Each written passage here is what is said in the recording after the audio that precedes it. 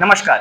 तो आज हम देखेंगे कि गर्भ एक बार जब बनता है या फिर उसका जब निर्माण होता रहता है तो पंचमहाभूत का उसमें क्या-क्या योगदान होता है। तो देखते हैं हम गर्भ की वृद्धि में पंचमहाभूतों का योगदान। तो सुश्रुत शारीर स्थान का 5वां चैप्टर और तीसरा श्लोक है ये। इसमें कहता है कि शुक्र शोणितम गर्भाशयस्थम आत्म प्रकृति विकार समुचितम। मतलब और गर्भ इति उच्यते। इसका मतलब क्या है? इसमें इसका मतलब यह है कि जब शुक्र और शोणित आपस में ये कॉम्बिनेशन मिलते हैं, कहां पे? तो गर्भाशय में। आत्मा, प्रकृति, अष्टविध प्रकृति होती है, अष्टविध प्रकृति, और षोडश विकार होते हैं, षोडश विकार। तो जब इनका एक बार सम्मेलन होता है, ये एक साथ कंबाइन करते हैं, तब जाके गर्भ की उत्पत्ति होती है और उसे हम गर्भ कहते हैं। तम तम मतलब है उस गर्भ में, उस गर्भ में, उस गर्भ में चेतना, चेतना अवस्थितम, चेतना रहती है। करती क्या है? तो उसमें पंच महाभूत क्या क्या करते हैं? वायु क्या करती है? विभाजित करती है। तेज क्या करता है?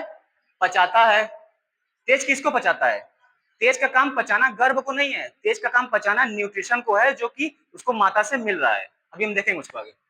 और आपह क्लेदयंती, क्लेदयंती का मतलब है गीला करना। यहाँ पे गीला करने से मतलब है न्यूट्रिशन देना, न्यूट्रिशन, न्यूट्रिशन देना। ठीक है। पृथ्वी संघनती, पृथ्वी क्या करती है? यहाँ पे पृथ्वी क्या करती है कि पृथ्वी यहाँ पे पृथ्वी का काम होता है ठोस, पृथ्वी ठोस होती है थोड़ी। ठीक है। तो पृथ्वी क्या करती है? ऑर्गेनाइज करती है किस चीज को? बॉडी को। ठीक है। संघनती मतलब संघनन करना, संघनन मतलब ऑर्गेनाइज, ऑर्गेनाइज करना। ठीक है। आकाश क्या करता है? तो आकाश करता है विवर्धयति, विवर्धयति मतलब होता है ग्रोथ करना, उसकी वृद्धि करना। ठीक है। तो ये तो मतलब होता है उसका। आगे हम देखते हैं इसको लाइन बाय लाइन कि क्या क्या है क्या इसमें। ठीक है। तो आकाश का काम क्या था? अगर हम एक एक देखेंगे तो आकाश का काम होता है, आकाश का काम क्या था? आकाश का काम था ग्रोथ।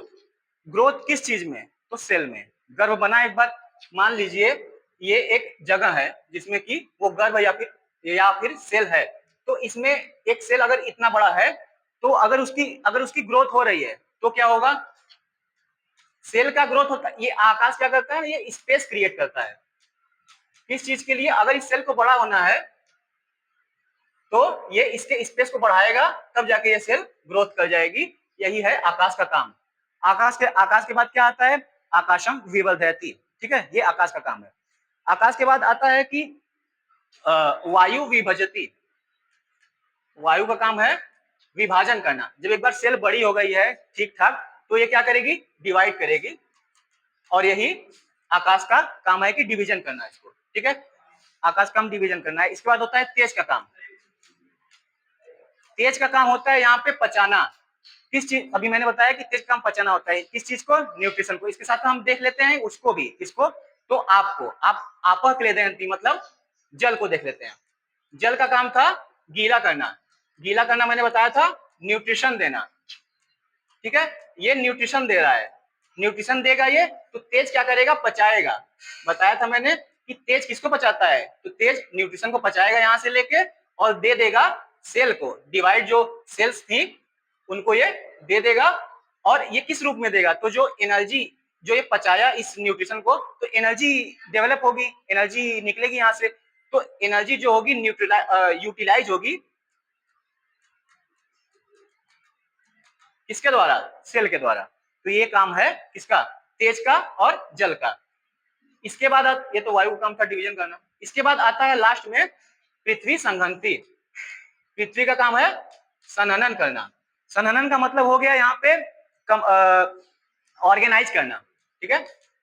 संहनन था यहाँ पे पृथ्वी का काम, ऑर्गेनाइज करना। ये ऑर्गेनाइज क्यों कर रही है या फिर क्यों कर पा रही है? इसलिए कर पा रही है क्योंकि पृथ्वी होती है ठोस। और ठोस चीजें किसी भी चीज को बहुत अच्छी तरीके से कंबाइन कर सकती हैं, उसको अच्छी तरीके से ऑर्गेनाइज कर सकती हैं। अब जैसे हम लें कि हमारे शरीर में हड्डी होती है, हड्डी बनती है, और भी बहुत सी ठोस चीजें हैं जो कि बनती रहती हैं। तो यहाँ पे अगर हम हड्डी को देखेंगे तो हड्डी में होता है कैल्शियम, ठीक है, कैल्शियम होता है हड्डी में। आयरन भी कहीं कहीं यूज होता है हमारी बॉडी में ठोस चीज के लिए, वो भी पृथ्वी का ही काम है, ठीक है। तो इन चीजों को यूज करके पृथ्वी क्या करती है कि वो पृथ्वी महाभूत वो कंबाइन करती है, बॉडी को ऑर्गेनाइज करती है। ये काम है इसका पृथ्वी का। अगर हम देखेंगे तो एक केस होता है कि जब माता गर्भवती होती है, प्रेग्नेंट होती है, तो वो क्या करती है, उसके अंदर क्रेविंग मचती है, वो उसकी इच्छा उत्पन्न होती है किस चीज के लिए, तो मदर की इच्छा उत्पन्न होती है खड़िया खाने के लिए। खड़िया का मतलब होता है चौक, ठीक है। और जिसमें हम चाय पीते हैं, कुल्हड़, कुल्हड़ खाने के लिए उसकी क्रेविंग उत्पन्न होती है, इच्छा उत्पन्न होती है। तो इन सब चीजों में ये सब चीज होती क्यों है, क्योंकि उसके अंदर कैल्शियम की कमी हो रही है, और वो कमी को पूरा करने के लिए यहाँ पे इन सब चीजों का उपयोग करती है, इन सब चीजों को खाती है, जिसकी मदद से कि वो पृथ्वी महाभूत को एक्टिवेट कर सके और वो बॉडी को सही तरीके से ऑर्गेनाइज कर सके। तो ये सब था पंच महाभूत का योगदान किस चीज में, गर्भ की वृद्धि में। बहुत बहुत धन्यवाद।